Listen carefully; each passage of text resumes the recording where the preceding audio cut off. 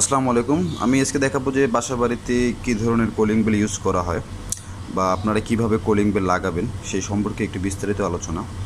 তো calling bell লাগানোর ক্ষেত্রে আপনাদের যেটা লাগবে একটা সুইচ লাগবে, কলিং বেল সুইচ, যেটা সুইচটা এভাবে একবার চাপ দিলে পরবর্তীতে অটোমেটিক উঠে যাবে, একবার চাপ দিলে অটোমেটিক উঠে যাবে, এরকম একটা কলিং বেল সুইচ লাগবে। অর্থাৎ আপনার গ্যাং সুইচে একই রকম কানেকশন, ববি সুইচে একই রকম কানেকশন।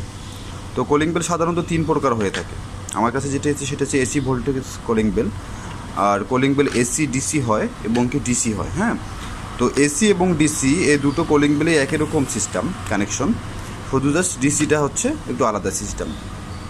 তো এসি ডিসি কলিং বেল আর হচ্ছে এসি কলিং বেল কানেকশন একই রকম, সেহেতু আমি এসি ভোল্টেজ কলিং বেলের কানেকশনটা আপনাদেরকে দেখাবো যে কীভাবে আপনাদের কলিং বেল আপনারা নিজেরা কানেকশন করবেন অথবা কীভাবে কলিং বেল ঠিক আছে কিনা এটা চেক করবেন। তো আমার কাছে একটা কলিং বেল আছে, আমি নতুন কলিং বেল হচ্ছে এলপি রেটে কলিং বেল বিভিন্ন কোম্পানি হয়ে থাকে। তো এই কলিং বেলটা হচ্ছে আমি খুলে নিচ্ছি। তো কলিং বেল খুলে নিলাম। এটা একটা কলিং বেল। তো এটা হচ্ছে আপনার এখানে পয়েন্ট থাকে, এখানে হচ্ছে হয়তো স্ক্রু অথবা তার কাটে মেরে আপনারা ঝুলাই দিতে হয়। আর হচ্ছে কলিং বেল দুটো কেবল থাকে। হ্যাঁ, এই দুটো কেবল থাকে। তো এই দুটি কেবল হচ্ছে একটা নিউট্রাল আর একটা ফেজ, অন্য কিছু না, একটা নিউট্রাল এবং একটা ফেজ এই কলিং বেলের। তো এই কানেকশনটা আমি হচ্ছে আপনার শর্ট করে দেখাচ্ছি। তো কলিং বেল আপনার কানেকশন কীভাবে করবেন। তো কলিং বেলের কানেকশনের ক্ষেত্রে আপনাদের যেহেতু কলিং বেল বাসায় থাকে আর এটা বাইরে থাকে, তো সেক্ষেত্রে কানেকশনটা আমি আপনার দেখাবো। সেক্ষেত্রে হচ্ছে আপনাদের হচ্ছে কলিং বেলের দুটো কেবল থাকে, একটাতে নিউট্রাল দিতে হবে আর একটাতে ফেজ দিতে হবে।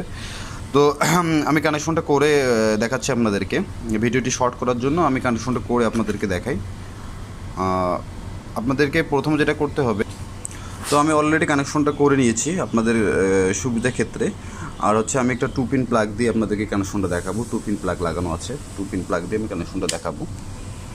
তো আপনার যেটা লাগাতে হবে সেটি হচ্ছে একটি তার আপনার নিউট্রালে লাগাতে হবে, মানে আপনার হচ্ছে আর্থিংয়ে, যেটা আপনাদের বাসা বাড়িতে হচ্ছে কালো তার বা যেটা টেস্টটা জ্বলে না, সে তারটা লাগাবেন একটা তারে, কলিং বেলের একটা তারে।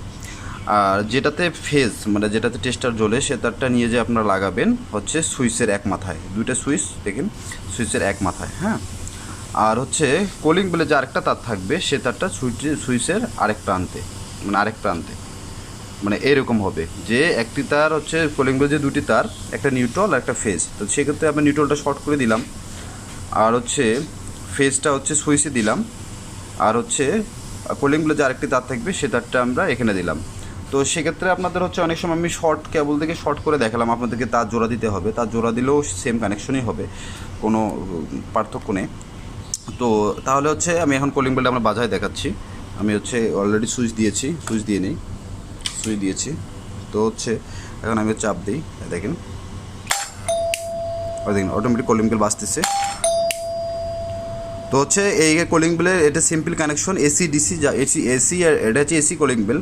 আপনার ডিসি হলে, এসি ডিসি হলে সুবিধাটা হবে কি, আপনার হচ্ছে কারেন্ট না থাকলেও বাজবে, যে এটা কারেন্ট না থাকলেও চলবে।